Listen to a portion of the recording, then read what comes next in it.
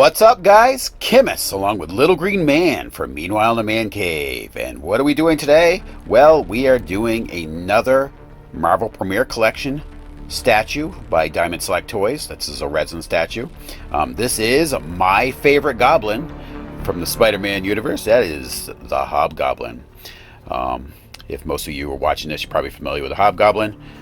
Pretty major Spider-Man villain back in the 80s.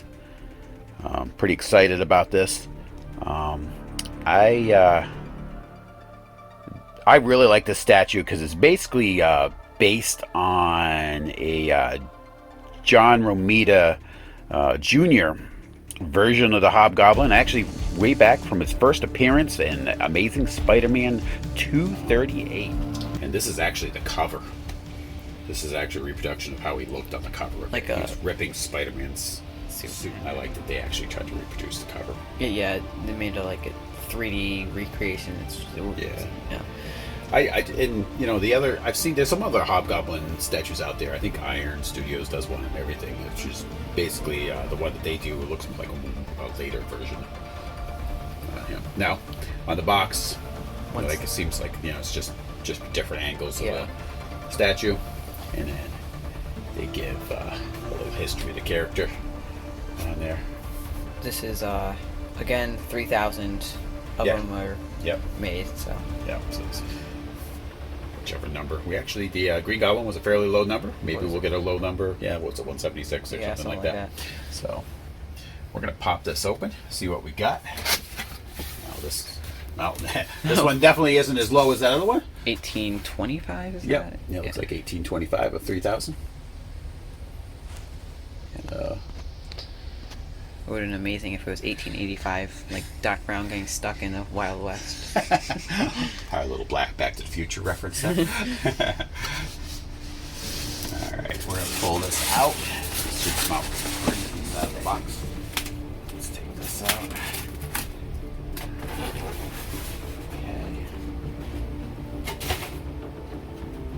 And same thing with the other one. It's got a base, but this box seems a little more compact. I wonder if this is all in one piece. Oh, I think it is. I think this may be in one piece. So, be very careful pulling this out here. Alright, whereas the Green Goblin was in two different pieces. This one's just a single piece. Yep. The base was separate from the... so far, I really like this is only our second resin statue. Technically, it's kind of like the gun both at the same time. But second one we've unboxed. Second one we've looked at. Got this for Father's Day from my wife and kids. So thank you guys very much. Wow, I love this. I can already tell you. This Hobgoblin is one of my favorite villains. He's very cool. Now, I remember when this character first appeared at the original. I got this as a little kid, got this issue on the cover, and then the big reveal at the end. Revealing the Hobgoblin was pretty epic. And what I really like too, this is the jet glider. It is actually pretty much the jet glider that he had at the end of the book. And I love the fact that there's detail actually on it looks like a face with some horns on it. Probably my favorite version of the jet glider they make. Now it's a little shiny compared, whereas the Green Goblin I noticed had a little more dull paint job, a little matte. I know. So this one actually looks. I guess what you could do if you don't like the, the kind of like glossy look to it, is you could. They make a matte, spray paint you can put over that's a clear coat, so it will give it more of a matte look. I'd just be worried it would change the color tones or whatever. Oh man! Now this is really cool. The cape. I was about to say the cape is really cool. I really like the cape on this. And you can see a lot of the details if you're in close. Looks very worn. Yep. Yeah. Now, it's one of the things I really liked about the Hobgoblin was the fact that I felt he looked more menacing than I felt the Green Goblin did. And both, I like both of the characters, but it's really cool how this is arranged. So there is no real base to this.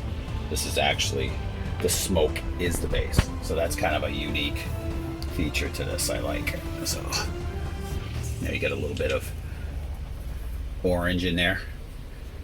Give it a sense of the heat inside there. It's coming out of the back of this jet glider. Some nice, cool with the costume. He's ripping it up in pieces too. Kind of a sense of, give you kind of a sense of motion as he's going, blowing in the breeze.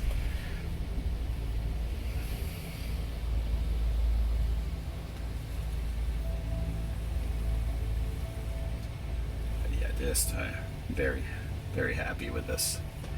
Probably definitely my favorite version I've seen of the Hobgoblin out there. You know, as far as a statue or figure or anything. His face is scary. Yeah, that's what I like about it. Yeah, he looks. Oh, he looks so good.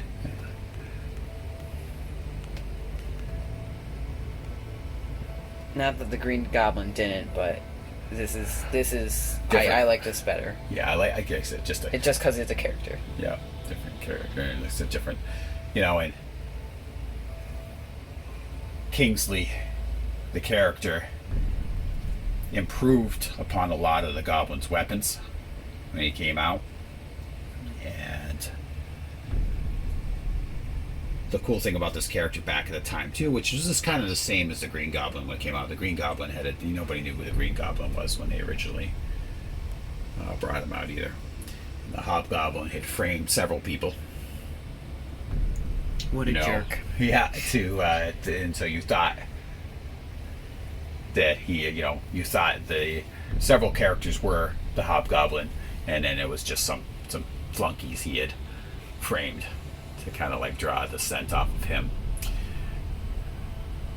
And then there was another character. Actually, when he wasn't the Hobgoblin for quite a while. There was a dude that was named I think it was Jason Masondale or Mackendale or something like that.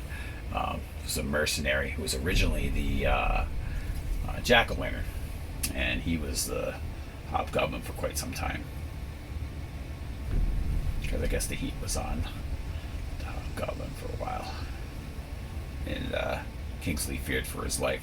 One thing that made Hobgoblin different from Green Goblin too was the fact that Norman Osborn had developed a formula that made him have super strength and stuff, but the side effect was it drove him mad.